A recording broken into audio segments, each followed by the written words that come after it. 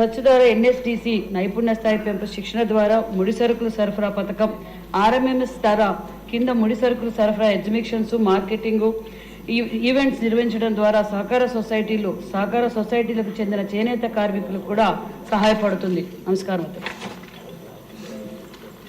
లోకం నాగమాధవ్ గారు. మాధవ్ గారు, నిన్న మీరు ఆ సమస్య చర్చించారు, మత్స్యకారుది. అంత డీటెయిల్గా కాకుండా కొంచెం. సరే సార్, ధన్యవాదాలు అధ్యక్ష. చక్కటి పంచకట్టులో డిప్యూటీ స్పీకర్గా మీరు ఆ కుర్చీని అవరోధించిన రోజు నేతలకు సంఘీభావం తెలియజేశారు. దానికి మీకు ప్రత్యేక ధన్యవాదాలు అధ్యక్ష. అధ్యక్ష, ఈరోజు రాష్ట్రంలో చేనేత రంగం చాలా సంక్షోభంలో ఉంది.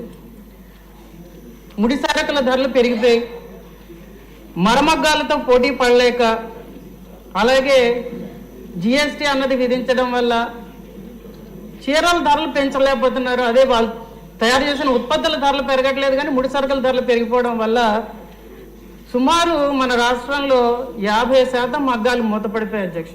ఇది అందరికీ తెలిసిన నిజం. సీఎం గారు మాట్లాడారు నేషనల్ హ్యాండ్లూమ్స్ డే రోజు. అలాగే డిప్యూటీ సీఎం గారు కూడా ఉప్పాడని పునర్వైభవం తెస్తానని మాట్లాడారు. కాబట్టి నేను మంత్రి గారు ఇప్పుడు సబ్సిడీలు ఉన్నాయి యార్న్ మీద, పవర్ మీద, ఫ్యూయల్ మీద అని చెప్పారు, కన్స్ట్రక్షన్ ఆఫ్ షెడ్స్ మీద. అలాగే మనం మార్కెటింగ్ బాగుంది, ఆప్కోలు సొసైటీలు చేస్తున్నామని చెప్పడం కూడా జరిగింది అధ్యక్ష. కానీ నేను మంత్రి గారిని ముఖ్యంగా కొన్ని విషయాలు ఆలోచించమంటున్నాను అధ్యక్ష. గుజరాత్లో బిజోడి అన్న గ్రామంలో కూలీలు నేతనల్లగా మారి ఈరోజు అధిక లాభాలు సంపాదిస్తున్నారు అధ్యక్ష.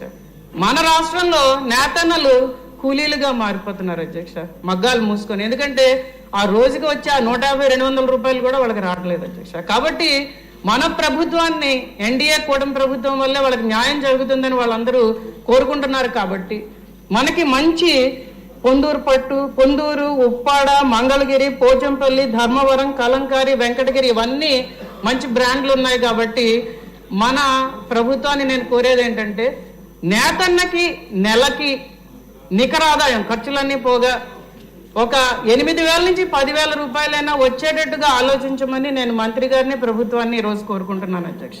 ఇది చాలా అవసరం అధ్యక్ష. తర్వాత ముడి సరుకుల మీద సబ్సిడీ పెరగాలి. ఎందుకంటే ముడి సరుకుల ధరలు పెరిగిపోయి యార్ను కొనుక్కోవాలంటే ఈరోజు చాలా కష్టం అయిపోతున్నది. అలాగే లోకల్లో ప్రొడక్షన్ కూడా బాగా తగ్గిపోయింది. కాబట్టి దాని మీద ప్రత్యేక దృష్టి పెట్టి వాళ్ళకి ముడి సరుకులు వచ్చేటట్టు చూడవలసిందిగా నేను కోరుకుంటున్నాను అధ్యక్ష.